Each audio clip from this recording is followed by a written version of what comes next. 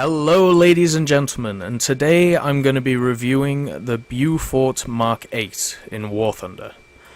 Now, the way I see this aircraft, I don't really understand what it is. It does say it's a light bomber, but the thing is, the payload on it is not big enough for it to be a bomber, and the damage output means that it's not good enough to be a fighter. And also, you can't control any of the guns, they're all automated by turrets. The only thing I can maybe see this being used for well is the fact that it can be equipped with a torpedo, so it can take out ships. But everything else, it just seems it's lackluster in every way. Like, if you compare it to fighters, fighters obviously are a lot better than it and are a lot more well armed. This thing only has 2 turrets, and to be honest, they're not very good. I'm going to pick the 250-pound 4 bombs just because I like having more bombs. Impact doesn't really matter to me because I always feel like I'm precise enough to hit my targets. So the more bombs the better, really. But as I was saying, it's not good enough to be a fighter because it's outclassed by fighters. It's not really good enough to be a bomber because it's outclassed by other bombers at this level, such as the Heinkel, the AR-2, and I suppose even the Beaufighter in a way. If you get the upgrades for that, that could easily outclass this thing. But if you look at it as an all-round bomber, such as some of the Russian planes like the IS-2, I think it's called. They're basically multi-purpose.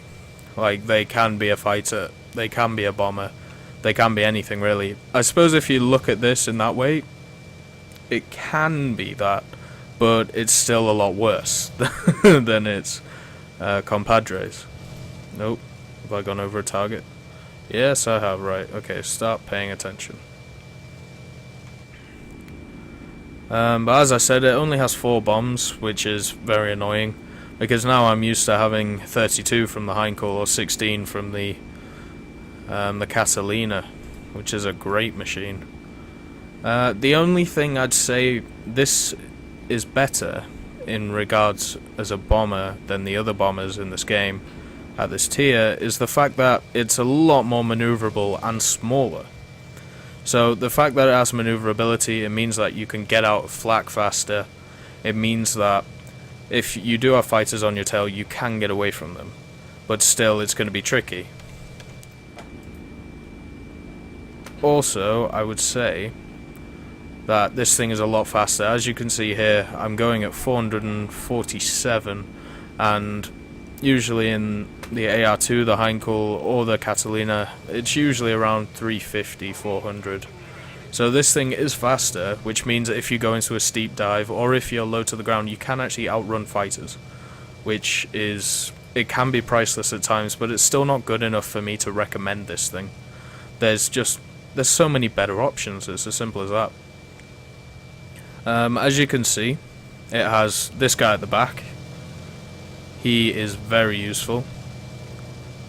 Even though it's only one guy, he has 2 guns, and basically, if you look, he can cover the whole of the upper back end of you, which is great. And then, looking at the front, you have this guy. Basically, you have to aim this guy. He follows your circle, so what's in front, so he will shoot when that circle is near an enemy. But the problem with that, obviously, is that you basically have to do all the aiming, you just don't pull the trigger, so it's basically the same thing. Let's have a look here. I suppose the main use for this... Look at the clouds, they look beautiful. But anyway, I think the main use for this fighter could be basically going down, diving in, hitting some moving targets, and then getting the hell out of there. But the problem with that is, you're always going to have trouble with enemy fighters. This thing is not good enough to fight off multiple fighters at a time. So if you are going to do that, you're going to have to pick your battles very fast. And okay, there's a Spitfire with a very weird name, but the Wellington has destroyed him. Nice one. Now, there's a Wellington in this game. The Wellington is so much better than this thing. It's not even funny. If you're gonna play British early on, maybe tiers 1 to 6, just flippin' use the fighters. Don't even bother with the bombers. This thing, it's not good enough for me to recommend. If you're going to use a bomber, I would strongly recommend the Heinkel. And also, because this bomber is quite small, it means that if somebody gets on your tail, especially below you because your gunners can't shoot them, then you are probably going to go down. It's as simple as that. Your gunners don't have enough coverage to protect you from the bottom. If you compare it to all the other bombers have at least a gunner covering the back side of you, and the below backside, let's say, where this one just doesn't. It has a guy at the top who, to be honest, in my experience, he's probably the best gunner I've ever had. But the thing is, he's only one gunner.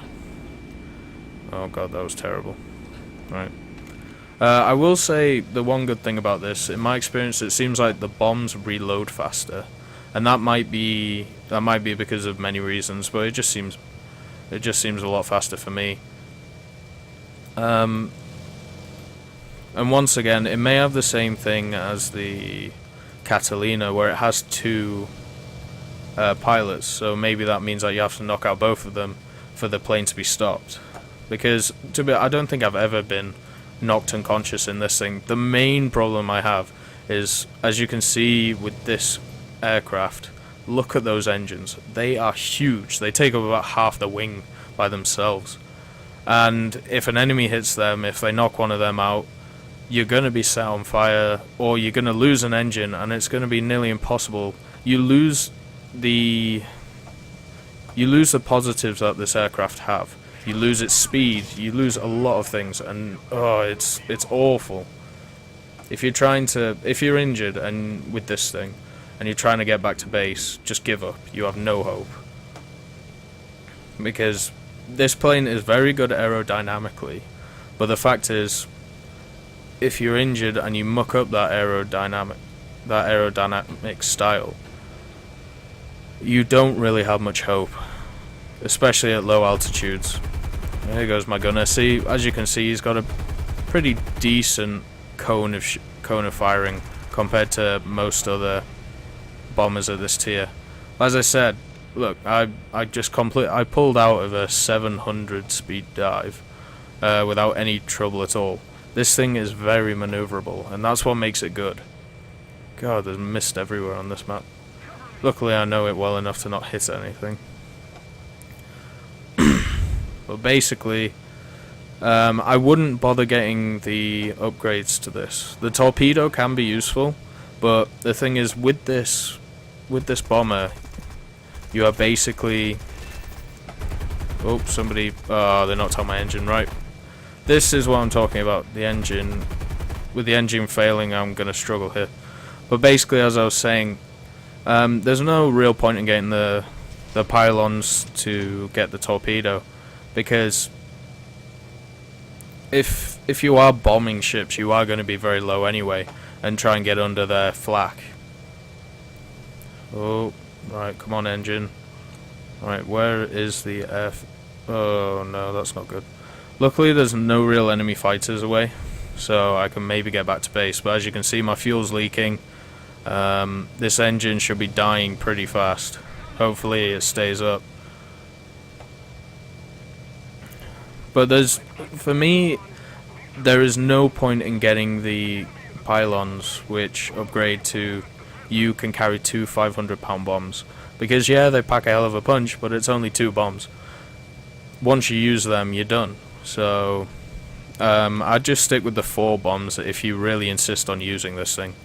I suppose if you want, you can use it to train up your crews for when you get the Wellington and the Lancaster and, overall better bombers. Because this thing, I've used it quite a lot just because I mainly use the British as a faction. but it's not good enough. I mean, compared to the other bombers at this level, it's generally crap. But even before, like when that fighter came down on me, oh, my engine's coming out now. There it is. When that fighter was coming down on me, how many shots did it take? Like, I don't know, maybe 3 or 4 to knock out an engine and half a wing.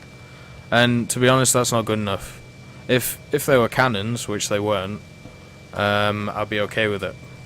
But they weren't, and that shows, yes, this thing is small, yes, it's a very agile, light bomber, but the fact is, it needs a bit of armor as well.